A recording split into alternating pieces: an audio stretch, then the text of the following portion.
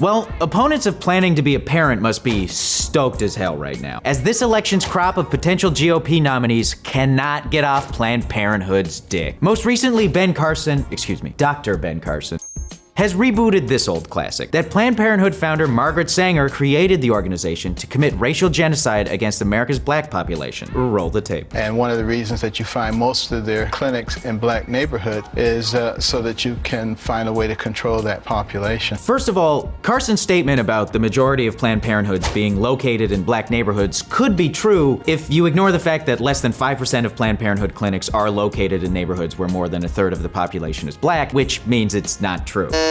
Well, again, you have to go back to the beginnings of Planned Parenthood and Margaret Sanger, who was a great believer in eugenics. Margaret Sanger was active in eugenics, which was actually true of many Americans. They advocated for the sterilization of people they believed to be of bad genetic stock, which could include everyone from morons to African Americans to people who just weren't clean. They believed cleanliness is genetic. I've seen how tidy my roommate's parents' house is. It's not.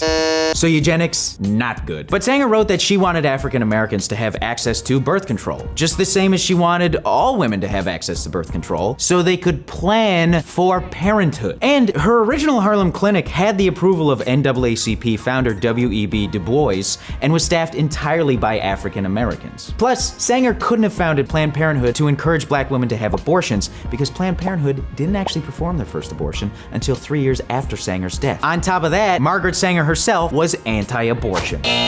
Oh shit. So in the future, if the opponents of women having autonomy over their own bodies are going to use a disingenuous paternalistic concern for black women to try to shame and guilt them out of utilizing low-cost healthcare, try not to use such obviously flawed logic. On top of that, Margaret Sanger herself was anti-abortion. Oh shit.